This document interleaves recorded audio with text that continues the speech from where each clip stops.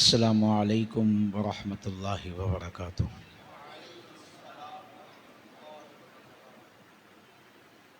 نحمده ونصلی ونسلم علی رسولہ الکریم، اما بعد فاعوذ باللہ من الشیطان الرجیم، بسم اللہ الرحمن الرحیم۔ حامیم والکتاب المبین، انا انزلناہ فی لیلۃ مبارکہ انا کنا منذرین فیہا یفرق کل امر حکیم۔ صدق اللہ العظیم وصدق رسولہ النبی الکریم، وقال اللہ تبارک وتعالی فی شان حبیبہ ان اللہ وملائکتہ یصلون علی النبی یا ایہا الذین آمنوا صلوا علیہ وسلموا تسلیما۔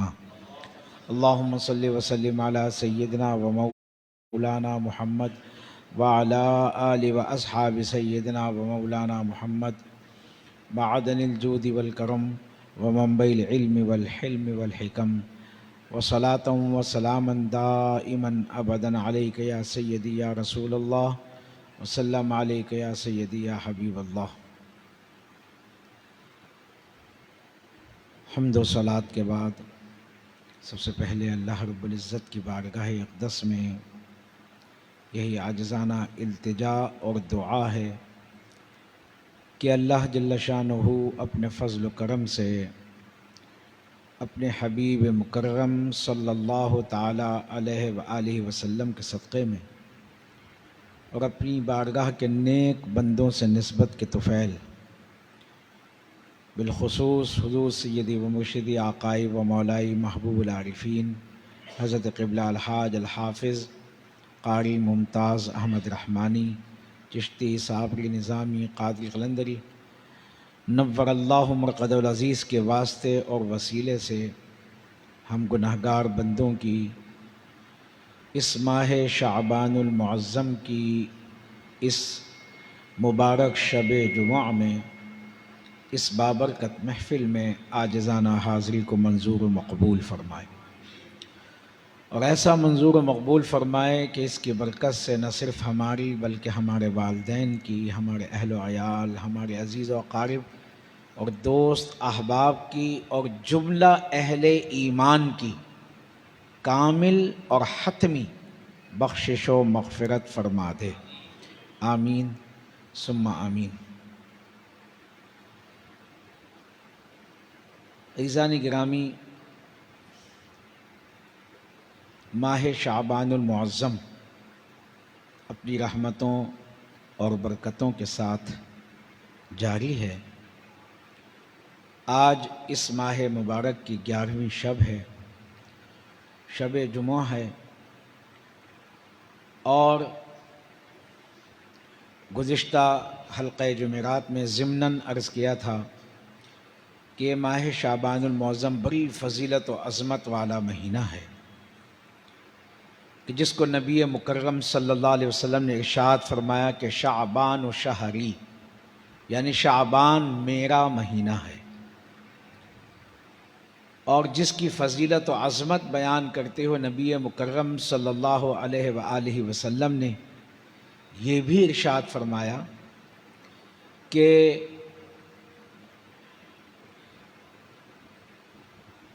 جس طرح سے میری فضیلت تمام نبیوں اور رسولوں پر ہے، یعنی نبی مکرم صلی اللہ علیہ وسلم کو، اسی طرح سے ماہ شعبان المعظم کو دوسرے مہینوں پر فضیلت و عظمت حاصل ہے۔ اور پھر یہی وہ ماہ مبارک ہے جس کے بارے میں نبی مکرم صلی اللہ علیہ وسلم نے ارشاد فرمایا کہ جس میں لوگوں کے اعمال اللہ کی بارگاہ میں پیش کیے جاتے ہیں۔ چنانچہ نبی کریم صلی اللہ علیہ وسلم کا یہ معمول تھا کہ آپ کثرت سے اس مہینے میں روزے رکھا کرتے تھے۔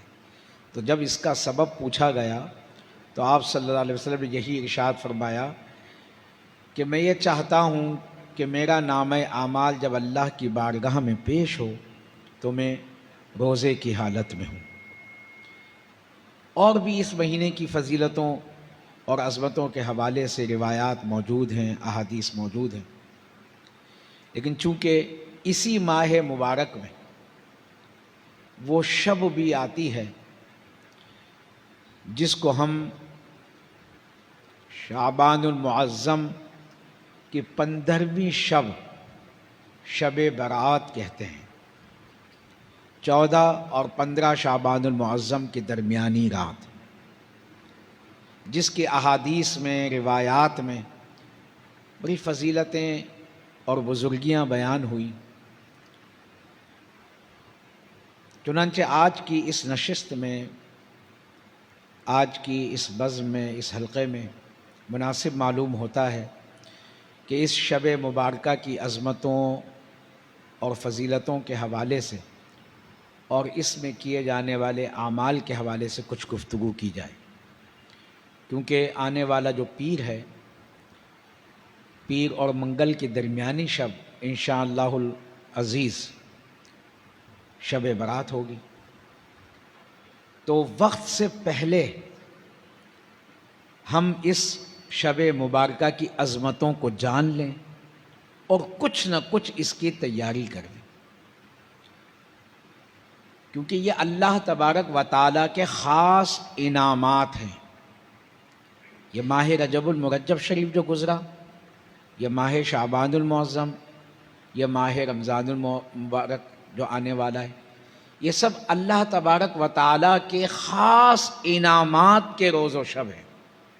میں عموماً یہ کہا کرتا ہوں کہ جس طرح سے ہر چیز کا ایک موسم آتا ہے اور ہر شعبہ زندگی سے تعلق رکھنے والوں کو سال میں ایک مرتبہ ضرور ایسا موقع ملتا ہے کہ جب ان کے وارے نیارے ہو جاتے ہیں، کہ جب ان کے اوپر انعامات کی ظاہری اعتبار سے بھی اللہ تبارک و تعالیٰ کا خاص فضل ہوتا ہے۔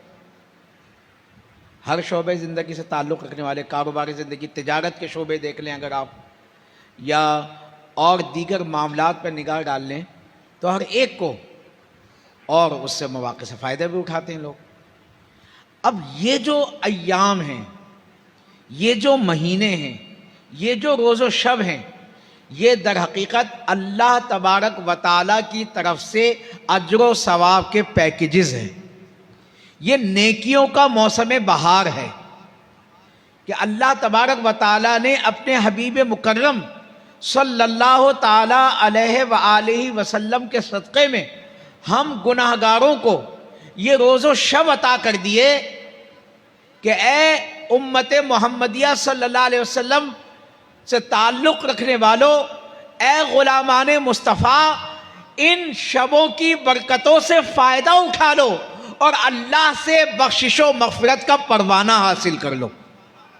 اب وہ بڑا ہی محروم ہوگا وہ شخص کہ جو ان مواقع سے فائدہ نہ اٹھائے اور ان شبوں میں بھی اللہ کی بارگاہ میں حاضر نہ ہو۔ نبی مکرم صلی اللہ علیہ وسلم کے ارشادات میں یہ ملتا ہے کہ 5 راتیں ایسی ہیں کیونکہ جو اللہ رب العزت کے نزدیک بڑی فضیلت و بزرگی والی ہیں، اور جن میں شب دار رہنے کی اور اللہ تبارک و تعالیٰ کی عبادت و بندگی کرنے کی بڑی فضیلت و عظمت ہے۔ ان میں یہ شب جمعۃ المبارک ہے جو ہر ہفتے آتی ہے۔ یہ جو عموماً آپ دیکھتے ہیں نا، ہمارے حلقہ رحمانی میں ہمارے شیخ نے یہ معمول رکھا کہ اس شب جمعۃ المبارک میں یہ حلقہ ذکر قائم کیا، نعت خوانی ہوتی ہے، ثنا خوانی ہوتی ہے، بیان ہوتا ہے، اللہ کا ذکر ہوتا ہے۔ تو یہ شب جمعہ اللہ کی بارگاہ میں بڑی مقبول رات ہے، فضیلت و عظمت والی رات ہے، اور بے شمار بزرگان دین کی یہاں، اولیاء کاملین رحمہم اللہ کے ہاں اس شب جمعہ میں معمولات رہے ہیں۔ اسی طرح سے پھر شب قدر کی فضیلت ہے، شب عید الفطر کی ہے، شب عید الاضحیٰ کی ہے، اور پھر یہ شب برات ہے جو اللہ کے نزدیک فضیلت و بزرگی والی رات ہے۔ قرآن مجید و فرقان حمید کی سورہ دخان 25واں سپارہ، اس کی ابتدائی آیات مقدسہ کی تلاوت کرنے کا شرف حاصل کیا۔ بسم اللہ الرحمن الرحیم۔ حامیم، یہ حروف مقطعات میں سے ہے، اور آپ میں سے بیشتر لوگ جانتے ہیں کہ حروف مقطعات قرآن مجید کی کچھ صورتوں کے آغاز میں آنے والے وہ کلمات ہیں، وہ حروف ہیں کہ جن کے معنی اللہ اور اس کے رسول ہی کو معلوم ہے، وہ اللہ اور اس کے رسول کا راز ہیں، دنیا کی کسی زبان میں اس کا ترجمہ نہیں کیا جا سکتا، حتمی ترجمہ نہیں کیا جا سکتا۔ اہل معرفت اولیاء کاملین اپنے اپنے علم، فہم اور اپنی اپنی معرفت کے مطابق ان کے مفاہیم ضرور بیان کرتے ہیں، لیکن حتمی تعین کے ساتھ یہ نہیں کہا جا سکتا کہ اس کے یہ معنی ہے۔ تو حروف مقطعات سے یہ آغاز ہوا، فضیلتوں والے حروف ہوتے ہیں یہ۔ پھر اس کے بعد ارشاد ہوا والکتاب المبین، اور روشن کتاب کی قسم، مراد قرآن مجید ہے۔ اور قسم کھانے کے بعد جو بات کہی جاتی ہے وہ بڑی وزندار ہوتی ہے، یعنی اس میں شک و شبہ کی کوئی گنجائش نہیں ہوتی۔ قسم کھانے کا مقصد یہ ہوتا ہے کہ آپ اس پر یقین کر ہی لیا جائے، لیکن ویسے بھی اللہ کا کلام اگر بغیر قسم کھائے بھی اللہ بیان کرے تب بھی اللہ کا کلام اٹل ہے، برحق ہے، لیکن اللہ نے اس کتاب مبین کی، اس روشن کتاب کی قسم کھا کر فرمایا اِنَّا أَنزَلْنَاهُ فِي لَيْلَةٍ مُبَارَكَةٍ، بے شک ہم نے اس قرآن کو، انزلناہ اسے، فی لیلۃ مبارکہ، اس مبارک رات میں نازل کیا ہے، اس مبارک شب میں، اس بابرکت شب میں، اس بابرکت رات میں نازل کیا ہے۔ اب آپ کہیں گے، بعض لوگ سوچیں گے جی قرآن مجید میں تو انا انزلناہ فی لیلۃ القدر، پوری سورۃ القدر قرآن میں نازل ہے، کہ اللہ فرماتا ہے جب ماہ رمضان المبارک آتا ہے آپ سورۃ القدر پڑھتے ہیں، سنتے ہیں، اور شب قدر کی فضیلتوں میں سورۃ القدر کی ابتدائی آیات مقدسہ کو ضرور سماعت کرتے ہیں کہ اللہ فرماتا ہے کہ بے شک ہم نے اسے شب قدر میں نازل کیا۔ تو وہاں شب قدر میں نازل کیا، اور یہاں بات ہو رہی کہ ہم نے اسے لیلہ مبارکہ میں نازل کیا، مبارک رات میں نازل کیا۔ تو کیا مراد ہے؟ مفسرین اکرام یہ فرماتے ہیں وہاں تو جو سورۃ القدر میں لیلۃ القدر کا لفظ ہے وہ تو خاص مراد ہے ماہ رمضان المبارک کے آخری عشرے کی 5 طاق راتوں میں سے ایک رات، جس کو لیلۃ القدر کہا گیا، جس میں قرآن نازل ہوا۔ اور اس سورہ دخان کی یہ جو آیت مقدسہ ہے اِنَّا أَنزَلْنَاهُ فِي لَيْلَةٍ مُبَارَكَةٍ، بے شک ہم نے اسے بابرکت رات میں نازل کیا۔ اس لیلہ مبارکہ سے مراد، اس بابرکت رات سے مراد ماہ شعبان المعظم کی 15ویں شب ہے، شب برات ہے۔ تو بھئی تطبیق کیسے ہوگی؟ قرآن شب قدر میں نازل ہوا یا شب برات میں نازل ہوا؟ اللہ کا کلام وہ بھی سچا ہے اور اللہ کا کلام یہ بھی سچا ہے۔ جملہ انا انزلناہ فی لیلۃ القدر وہ بھی برحق ہے، اور اللہ کا کلام انا انزلناہ فی لیلۃ مبارکہ یہ بھی سچ ہے۔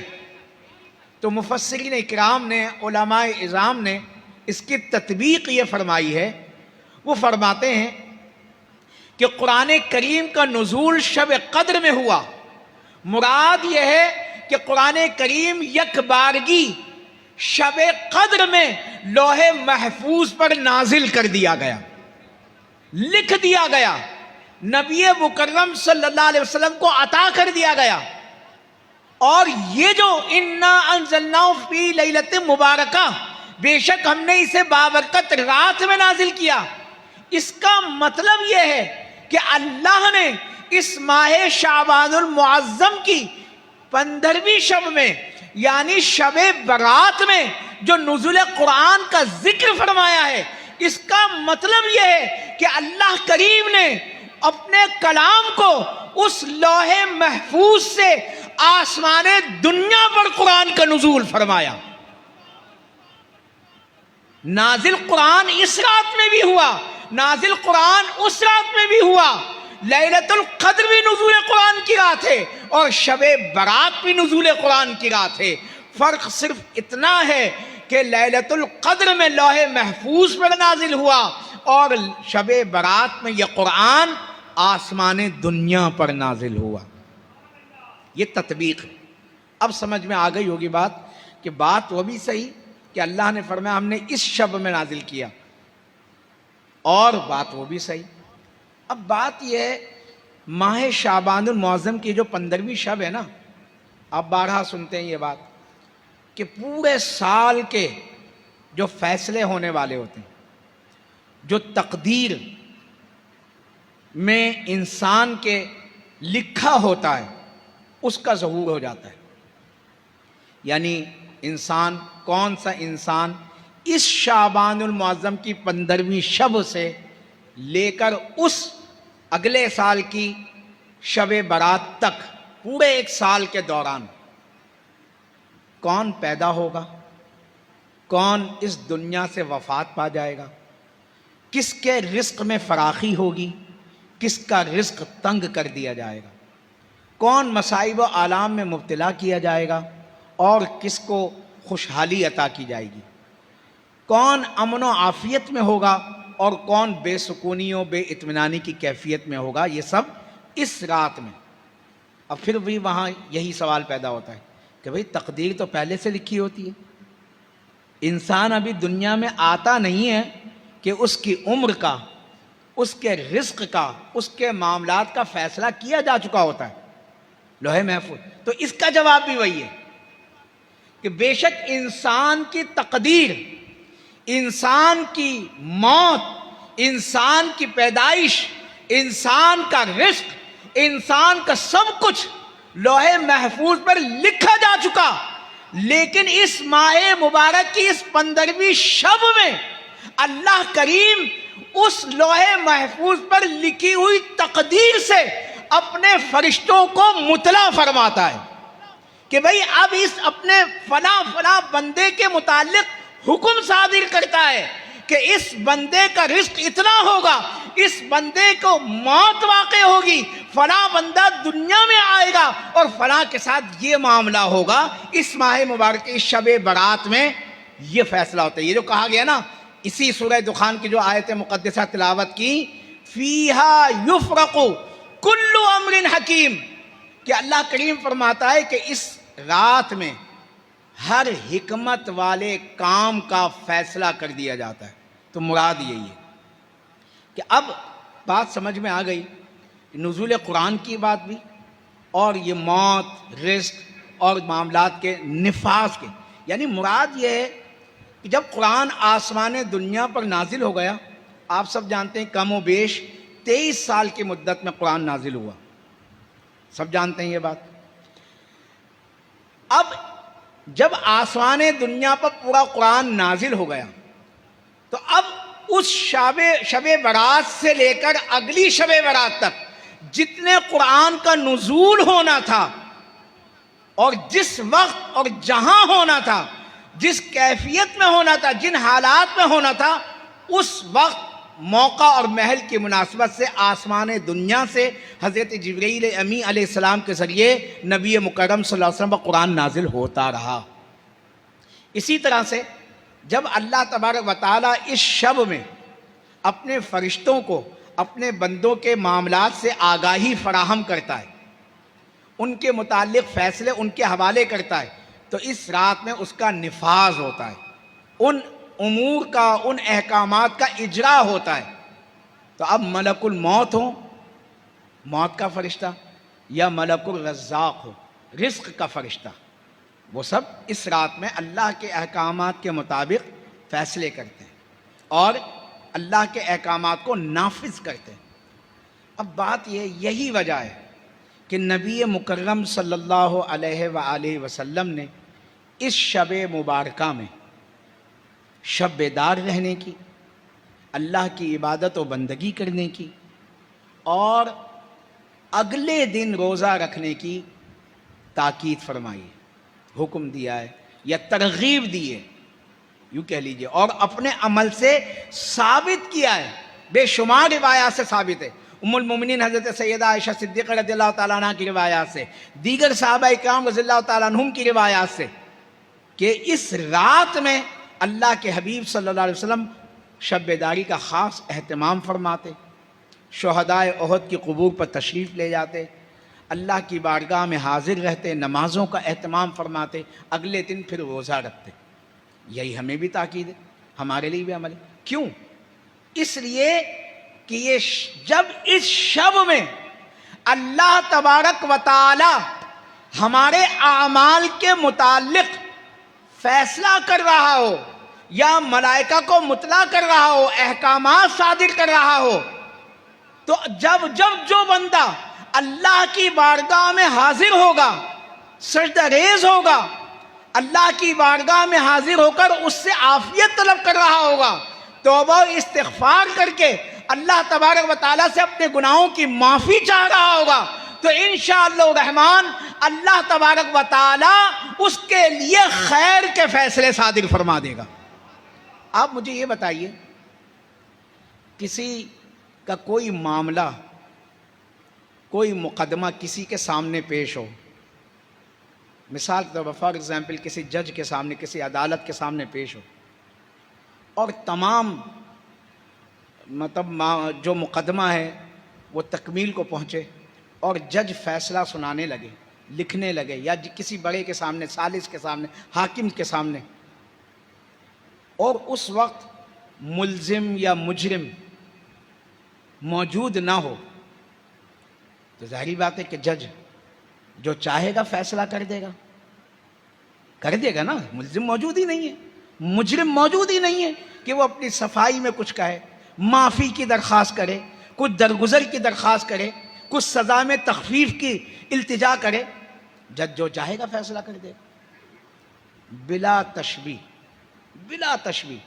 یہ شب مبارکہ فیصلے کی رات ہے۔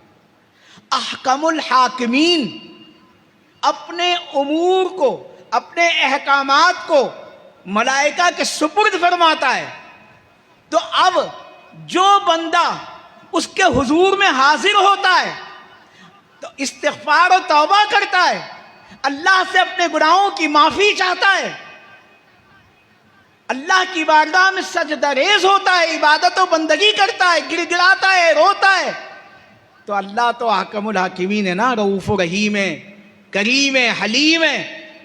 جب وہ دیکھتا ہے کہ میرا بندہ میرے در پر آ گیا ہے، مجھ سے اپنے گناہوں کی معافی مانگ رہا ہے، مجھ سے فریاد کر رہا ہے، تو آپ بتائیے اللہ سے بڑھ کر کوئی اپنے بندوں پر رحم کرنے والا ہے؟ کوئی چاہنے والا ہے؟ فاستغفروا استغفروا ربکم، تم اپنے رب سے استغفار کرو، ثم توبوا الیہ، پھر اس کی طرف رجوع ہو جاؤ، اس سے توبہ کرو، ان ربی قریب مجیب، بے شک میرا رب قریب ہے، تمہاری دعاؤں کو سننے والا ہے۔ دیکھیے جب اللہ کی بارگاہ میں کوئی حاضر ہو جائے گا نا، تو قرآن کی ہی آیت ہے، دعائیں نصف شعبان میں بھی یہ موجود ہے، یہ ٹکڑا، یہ کلمہ، یمحو اللہ ما یشاء ویثبت وعندہ ام الکتاب، بے شک تقدیر، لوح محفوظ پر تقدیر کا فیصلہ ہو چکا، موت، عمر، رزق سب کچھ لکھا جا چکا، لیکن لوح محفوظ کس کا ہے؟ کس کا ہے میرے بھائی؟ اللہ کا ہے نا۔ لوح محفوظ پر تقدیر کس نے لکھی ہے؟ اللہ نے لکھی ہے۔ تو کیا لوح محفوظ پر تقدیر کو مٹانے کا اختیار اس کے پاس نہیں ہے؟ کیا اللہ کسی کے رزق کی تنگی کو کشادگی میں تبدیل نہیں کر سکتا؟ ضرور کر سکتا ہے، بس اس کی بارگاہ میں حاضر ہونا شرط ہے، اس سے توبہ استغفار کرنا شرط ہے۔ یمحو اللہ ما یشاء، اللہ جو چاہتا ہے مٹا دیتا ہے، ویثبت، اور جو چاہتا ہے رکھتا ہے، وعندہ ام الکتاب، اور اسی کے پاس اصل کتاب ہے، اسی کے بھائی لوح محفوظ بنانے والا بھی وہی، لوح محفوظ پہ لکھے ہوئے کو مٹانے والا بھی وہی، ارے سب کچھ اس کا ہے، اسی کے اختیار میں ہے۔ یہ شب برات میں اللہ کریم آسمان دنیا پر نزول فرماتا ہے، ندا دیتا ہے کوئی بخشش کا طلبگار جو مجھ سے مغفرت مانگے میں اسے بخش دوں، ہے کوئی رزق کی کشادگی چاہنے والا وہ مجھ سے رزق کی کشادگی مانگے میں اس کا رزق فراخ کر دوں، ہے کوئی عافیت کا طلبگار مجھ سے کوئی عافیت مانگے میں اسے عافیت عطا کر دوں، ہے کوئی ایسا، ہے کوئی غرض کہ یہ صدائیں، یہ ندائیں غروب آفتاب سے لے کر طلوع فجر تک آتی رہتی ہیں، پوری رات یہ ندائیں آتی رہتی ہیں، یہ منادی ہوتی رہتی ہے۔ تو خوش نصیب ہیں وہ لوگ کہ جو اللہ کی اس ندا پر لبیک کہتے ہیں، اللہ کی بارگاہ میں حاضر ہوتے اور دستے سوال دراز کرتے ہیں کہ اے رحیم و کریم رب، ہم تجھ سے اپنے گناہوں کی بخشش و مغفرت چاہتے ہیں، تو ہمیں معاف فرما دے۔ اے ستار العیوب، ہمارے عیبوں کی پردہ فوشی فرما۔ اے غفار الذنوب، ہمارے گناہوں کو معاف فرما۔ اے عافیتوں کو عطا کرنے والے، ہمیں امن و عافیت سے مالا مال کر دے۔ اے رزق کی فراخی کرنے والے، ہمارا رزق کشادہ کر دے۔ تو جو لوگ اللہ سے یہ سوال کرتے ہیں تو اللہ کی شان بڑی عرفہ والا ہے، اس کے خزانوں میں کمی کوئی نہیں ہے اور اس کی عطا کو روکنے والا کوئی نہیں ہے۔ اللہ کریم پھر عطا فرما دے۔ اعتبار سے رات پہلے آتی ہے اور دن بعد میں آتا ہے۔ آپ جانتے ہیں نا، مغرب سے نئی تاریخ شروع ہو جاتی ہے۔ جس طرح سے یہ 11 تاریخ دیکھیں آپ لگی ہوئی ہے، تو 11ویں شب ہے، یہ رات پہلے اور دن بعد میں۔ تو یہ غروب آفتاب سے ہی شب رحمتوں کے ساتھ شروع ہے اور طلوع فجر تک۔ شیخ عبدالحق محدث دہلوی رحمۃ اللہ علیہ بڑے محقق ہیں، بڑے محدث ہیں، بڑے صغیر پاک و ہند میں حدیث کو پھیلانے والے یہی ہیں۔ حدیث کا جتنا فیضان ہے وہ حضرت شیخ عبدالحق محدث دہلوی علیہ رحمہ کا ہے، اور اللہ کے حبیب صلی اللہ علیہ وسلم کے حکم سے آپ یہاں بر صغیر پاک و ہند میں تشریف لائے اور دین کی تبلیغ فرمائی۔ وہ فرماتے ہیں کہ یہ ہر شب ہوتا ہے، یعنی یہ جو اللہ کی رحمت منادی کرتی ہے نا، ہے کوئی بخشش کا طلبگار، ہے کوئی عافیت طلب کرنے والا، ہے کوئی رزق طلب کرنے والا، ہر شب ہوتا ہے۔ لیکن کب ہوتا ہے؟ صبح صادق کے وقت ہوتا ہے، رات کے آخری پہر ہوتا ہے، جب اللہ کے نیک بندے اللہ کی بارگاہ میں حاضر ہوتے ہیں۔ اور صبح صادق کے وقت کیوں ہوتا ہے؟ اہل معرفت، اہل محبت یہ کہتے ہیں کہ صبح صادق کے وقت اللہ کی رحمت کی یہ منادیاں، یہ اعلانات، یہ صدائیں اس لیے بلند ہوتی ہے کہ یہ ولادت مصطفیٰ کا وقت ہے۔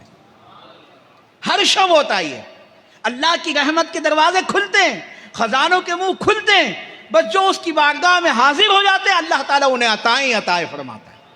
لیکن یہ غروب آفتاب سے لے کر طلوع فجر تک رحمتوں اور برکتوں کا نزول شب برات کے ساتھ خاص ہے، شب قدر کے ساتھ خاص ہے۔ چنانچہ جب یہ شب آئے، غسل کا اہتمام کریں، عصر و مغرب کے درمیان غسل کر لیں یا مغرب کے بعد کر لیں، عصر و مغرب کے درمیان کر لیا جائے وہ زیادہ بہتر ہے۔ اور غسل کی فضیلت یہ ہے، ایک تو نیت کے ساتھ کہیں کہ میں شب بیدار اس شب مبارکہ کی برکتوں کے حصول کی نیت سے اور اللہ کے نبی صلی اللہ علیہ وسلم کی سنت کی پیروی کر، دیکھیں نیت کا بڑا اجر ہے۔ مومن کی نیت اس کے عمل سے بہتر ہوتی ہے اور اس پر اجر ہے۔ عمل نہ بھی ہونا، نیت کر لی ہو اگر آپ نے، مثال کے طور ابھی میں آپ کو یہ فضیلت بتا رہا ہوں غسل کی، آپ نے ابھی نیت کر لی کہ میں غسل کروں گا، لیکن اگر آپ نے غسل نہ بھی کیا تب بھی نیت کا اجر ضرور ملے گا۔ شب بیدار رہوں گا، نہ بھی رہ سکے تب بھی نیت کا اجر ضرور ملے گا۔ اسی طرح سے کوئی بھی نیک عمل کی نیت، اس کا اجر ملتا ہے۔ تو غسل اس نیت سے کریں کہ اللہ کی بارگاہ میں حاضر ہوں گے پاک و صاف ہو کر، عبادت و بندگی کریں گے اللہ کے نبی صلی اللہ علیہ وسلم کی سنت کی پیروی کرتے ہوئے۔ تو اللہ تبارک و تعالیٰ کے حبیب صلی اللہ علیہ وسلم کے ارشادات میں، روایات میں یہ ملتا ہے کہ اللہ تبارک و تعالیٰ غسل میں جو پانی استعمال ہوتا ہے، پانی کے ہر قطرے کے بدلے میں اللہ تعالیٰ اجر و ثواب عطا فرمائے گا، اور انسان ایسا ہو جائے گا گویا ابھی شکم مادر سے پیدا ہوا ہے، گناہوں سے پاک و صاف ہو جائے۔ پھر پاک و صاف لباس پہنا، سرما لگانے کی فضیلت ہے۔ سرما لگائیں، دائیں آنکھ میں 3 مرتبہ، بائیں آنکھ میں 2 مرتبہ، اور فکشفنا عنک غطاءک فبصرک الیوم حدید. یہ آیت مقدسہ پڑھیں تو روایات میں ملتا ہے، علماء و اولیاء فرماتے ہیں کہ اس کی آنکھیں پورا سال دکھنے سے محفوظ رہیں گی. یہ فضیلت ہے. ظاہر ہے تو اس رات کی برکتیں تو جب رات شروع ہوگی، جب آپ مسجدوں میں جائیں گے تب بتائی جائیں گی نا. وقت سے پہلے اس لیے بتا رہے ہیں آپ کو کہ آپ عمل کی نیت کر لیں اور یہ ان کاموں پر عمل کریں. پھر غروب آفتاب سے قبل اگر کوئی شخص 40 مرتبہ، صرف 40 ٹائم لا حول ولا قوت الا باللہ العلی العظیم پڑھے، یا پورا تیسرا کلمہ پڑھ لیں. تیسرا کلمہ جامع ترین کلمہ ہے. سبحان اللہ تسبیح ہے، والحمد للہ تحمید ہے، ولا الہ الا اللہ تحلیل ہے، واللہ اکبر تکبیر ہے، ولا حول ولا قوت الا باللہ العلی العظیم. یہ پورا تیسرا کلمہ مکمل ہو گیا. اس کو پڑھ لیں 40 مرتبہ تو اللہ تبارک و تعالیٰ 40 سال کے گناہوں کو معاف فرما دیتا ہے اور 40 حوران بہشت عطا فرمائے گا. پھر آپ اللہ کی بارگاہ میں حاضر ہو گئے. مغرب و عشاء کے درمیان آپ سب جانتے ہیں 6 نوافل پڑھے جاتے ہیں 2 رکعت کی نیت سے. یہاں پر بھی اہتمام ہوتا ہے. ہمارے شیخ کی حیات طیبہ سے یہ اہتمام ہوتا چلا آ رہا ہے. اور ماشاءاللہ حضرت صاحبزادہ حافظ قاری محمد فرحان جان ممتاز رحمانی دامت برکاتہم العالیہ کی سرپرستی میں انشاءاللہ اس سال بھی اہتمام ہوگا. اور جو حضرت حضور قبلہ چچا جان الحاج صوفی ابرار احمد قادری چشتی ممتاز رحمانی علیہ رحمہ کا مزار مبارک جہاں ہے الممتاز اکیڈمی، وہاں پر بھی انشاءاللہ ان نوافل کا اہتمام ہوگا. پھر جو رحمانی ٹرسٹ ہے جامع مسجد رحمانیہ ہے گلشن اقبال کراچی میں، وہاں پر بھی مغرب و عشاء کے نوافل کا اہتمام ہوگا. اور بھی بے شمار مساجد میں اور خانقاہوں میں یہ اہتمام ہوتا ہے. اللہ آپ کو جہاں توفیق دے، جہاں جس جگہ، ضروری نہیں ہے کسی مسجد میں خانقاہ میں، گھر میں بھی پڑھ سکتے ہیں. 6 نفل پڑھیں. 2 نفل مطلب یہ 2 رکعت کی نیت ہے. تفصیل کا وقت نہیں ہے، وہ وقت اسی وقت بتا دیا جائے گا آپ کو. اس کا ایک طریقہ ہے. ہر 2 نفل کے بعد سورہ یاسین شریف کا ورد ہے، درود پاک کا ورد ہے، سورہ اخلاص کا ورد ہے، اور دعائے نصف شعبان المعظم کا ورد ہے. بڑی فضیلتیں اس کی.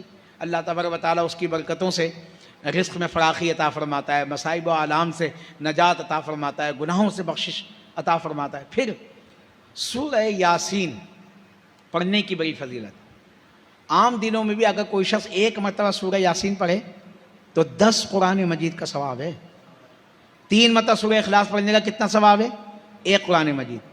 لیکن اللہ کی رحمتوں کے قربان جائیے، اللہ کے حبیب صلی اللہ علیہ وسلم نے، میں نے عرض کیا نا، یہ جو راتیں ہیں نا، یہ جو مہینے، یہ اللہ کی طرف سے نیکیوں کے پیکیجز ہیں. جس طرح سے مختلف کمپنیز پیکیجز دیتی ہیں نا، رعایات دیتی ہیں کہ بھائی اتنے %، اور لوگ بھرپور اندر دن اس کی طرف بھاگ رہے ہوتے ہیں ان سے فائدہ اٹھانے کے لیے. لیکن اللہ کے پیکیجز جو ہے نا وہ لامحدود ہیں. صرف سمجھانے کے لیے کہ عام دنوں میں ایک نیکی کا اجر کتنا ہے؟ من جاء بالحسنۃ فلہ عشر امثالھا، ایک نیکی کا اجر 10 گنا تک ہے. لیکن ان روز و شب میں، اس شب برات میں، ایک نیکی کا اجر 1000 گنا تک ہے. 1000 گنا. یعنی اگر کوئی شخص 3 مرتبہ سورہ اخلاص پڑھتا ہے، 1 قرآن کا اجر نہیں، 1000 قرآن پاک کا اجر و ثواب ملے گا انشاءاللہ. اسی طرح سورہ یاسین کا ہے کہ 10 قرآن مجید اس کو 1000 سے ضرب دے دیجیے آپ، اتنا ثواب ملے گا. اسی طرح سورہ دخان، یہ جو میں نے آیات مقدسہ تلاوت کی، اس کو 7 مرتبہ کو کوئی شخص تلاوت کرے. زیادہ لمبی صورت نہیں ہے یہ، فقط 3 رکوع ہیں. سورہ 25واں سپارہ ہے، آخر میں یہی صورت، آخر سے پہلے والی صورت ہے یہ.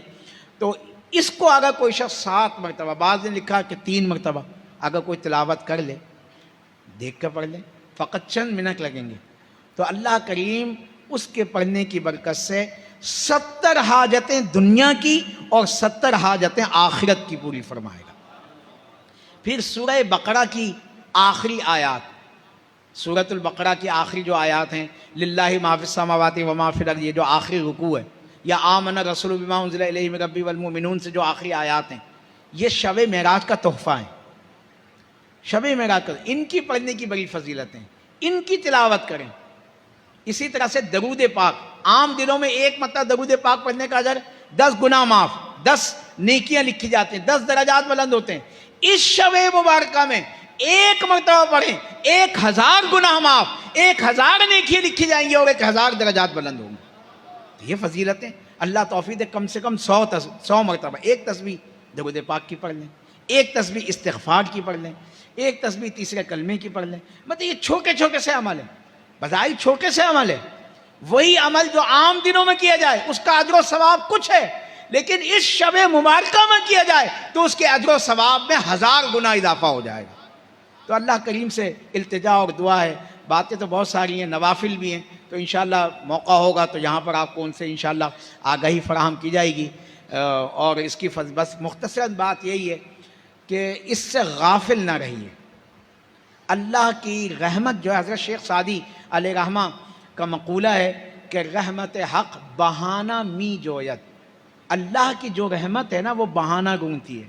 یہ جو شب برات، شب قدر یا شب عید الفطر، شب عید الاضحیٰ، شب جمعہ، یہ اللہ کی رحمت ڈھونڈ رہی ہے، تلاش کرتی ہے بندوں کو کہ کوئی آئے تو صحیح اور اللہ تعالیٰ اپنی رحمت میں اس کو ڈھانپ لے، اس کو اپنی رحمت سے نواز دے۔ تو اس سے غافل نہ رہیے، اللہ کی بارگاہ میں ضرور حاضر ہوں۔ کچھ نہیں کر سکتے، عشاء کی نماز جماعت سے پڑھیے، عبادت نہیں کر سکتے، جاگ نہیں سکتے تو کچھ نہ کیجیے، سو جائیے، آرام کر لیجیے اور پھر فجر کی نماز جماعت سے پڑھ لیجیے، پوری رات کی عبادت کا اجر و ثواب۔ لیکن اس آسان نسخے کی طرف نہ جائیے، اللہ کے حبیب صلی اللہ علیہ وسلم کا عمل ہے، عمل سے ثابت ہے، اور ہمارے اولیاء کاملین، ہمارے سیدی و سندی علیہ رحمہ اور دیگر جتنے ہمارے بزرگ ہیں، ان کا معمول رہا ہے کہ وہ ان شبوں میں شب بیدار رہتے تھے، اللہ کی بارگاہ میں حاضر ہوتے تھے، نمازیں پڑھتے تھے، تسبیحات پڑھتے تھے۔ یہاں پر شبینہ قرآن کریم کا بھی اہتمام ہوتا ہے انشاءاللہ الممتاز اکیڈمی میں، وہاں پر بھی حضور قبلہ جان علیہ رحمہ کے مزار مبارک کے ساتھ جو مسجد ہے اس میں بھی انشاءاللہ شبینہ کا قرآن کریم کا اہتمام ہوگا۔ وہاں ایفوک جامعہ مسجد رحمانیہ میں محفل کا اہتمام ہوگا۔ تو جہاں جہاں جس کو جب موقع ملے، جس طرح سے موقع ملے، اللہ کے ذکر میں شامل ہوں، اللہ کے قرآن کی تلاوت کریں، تسبیحات پڑھیں، تو اللہ کریم نہ جانے اس شب مبارکہ کی برکت سے ہمیں اپنی رحمتوں سے کتنا نواز دے۔ حضور اکرم صلی اللہ علیہ وسلم کی اشاعت مبارک کے اس اشاعت مبارک پر رخصت چاہوں گا۔ حضور نے فرمایا کہ اس شب میں کوئی شخص ظلم کر رہا ہوتا ہے، کوئی شخص نکاح کر رہا ہوتا ہے، کوئی تجارت میں مشغول ہوتا ہے یا کوئی اور دنیا کے کسی کام میں مشغول ہوتا ہے، لیکن اس کا نام مردوں میں لکھا جا چکا ہوتا ہے۔ وما توفیق الا باللہ وما علینا الا البلاغ المبین۔ والسلام علیکم ورحمۃ اللہ وبرکاتہ۔